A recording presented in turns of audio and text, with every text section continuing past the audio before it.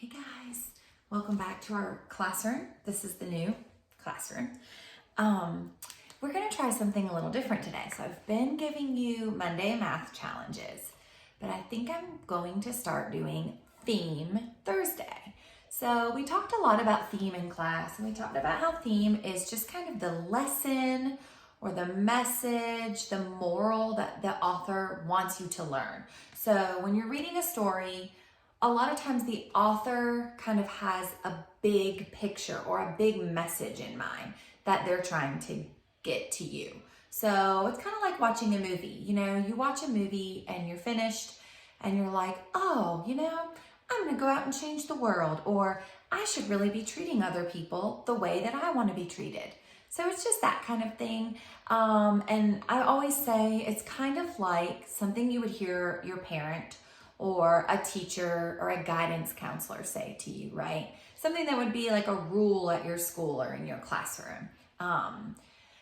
Be kind, always be helpful, slow down and do your best. So these are all themes that are also found not only in real life and in movies, but in books.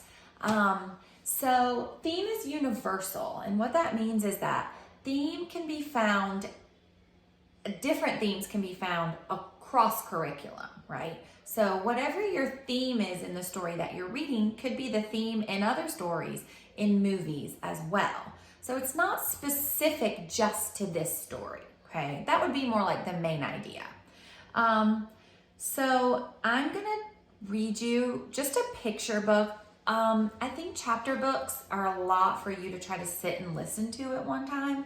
So we're gonna start with some picture books.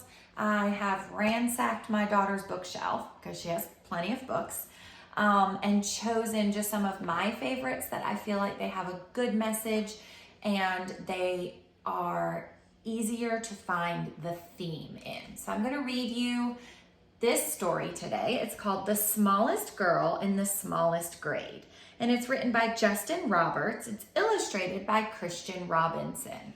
So I want you to listen and see if you can find the theme of this story. Hardly anyone noticed young Sally McCabe. She was the smallest girl in the smallest grade.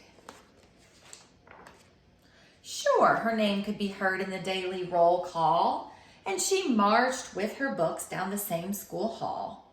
But hardly anyone noticed young Sally McCabe. And they certainly didn't know, or at least didn't mention, that Sally was paying super extra special attention. To the abandoned kite with the tangled string, to the 27 keys on the janitor's ring, to the leaves as they changed from green to gold in the fall, to the time Tommy Torino was tripped in the hall. She watched as the wildflowers tipped toward the light and heard the howl of a hound dog late one night. She was there when the stray cats, who normally fought, conducted a meeting in the church parking lot. She saw Kevin McEwen get pushed off a slide, and the oncoming tears he tried to hide. And she'll never forget that parent-teacher day when Billy's much larger father suddenly dragged him away. But through all the mean words and all the cold stares, no one even noticed that Sally was there. And they certainly didn't know, or at least didn't mention, that Sally was paying super extra special attention. She'd seen how a whisper could make someone cower like a bulldozer crushing through fields of wildflowers.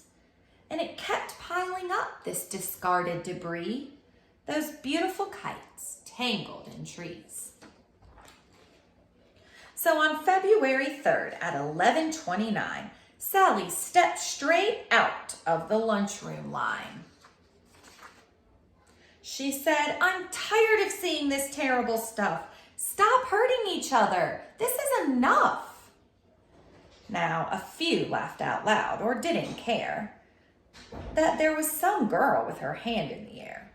But then, something super extra special happened that day, as Howard O. Henry suddenly set down his tray. like waves rolling in one after another. First Molly rose up, then Michael's twin brother. It was Tyrone and Terrence, then Amanda and Paul, who pushed out their chairs and stretched their arms tall. From the friendly lunch lady with the dishes she carted, to that third grade teacher who had only recently started. Yes, everyone there, even Principal Claire, had joined little Sally with their fingers in the air. And though hound dogs were destined to howl at night, and most stray cat meetings would end up in fights, and kites would continue to get stuck in trees, they all felt, for a moment, like the janitor's keys, fastened together with a heavy steel ring that held all the secrets to unlock everything. As the world returned to the way that it was, Sally noticed the difference, as she usually does. When Billy paused briefly to open the door for Mrs. O'Connell and 17 more, or when Molly scooched over to make some space on the coral riser for Ellen and Grace. These moments that often get taken for granted, a wildflower appearing that no one had planted. The swings soon returned to their rhythm and sway, and day turned to night and night turned to day. People remembered and would quite often mention that Sally had been paying super extra special attention, and how the world could transform and a change could be made by the smallest girl in the smallest grade. Okay. So I want to know, what do you say is the theme of the smallest girl in the smallest grade? What is the message? What is the moral that the author's trying to teach you? So let me know in your comments, or you can send me an email, and I will be curious to see what you guys can come up with.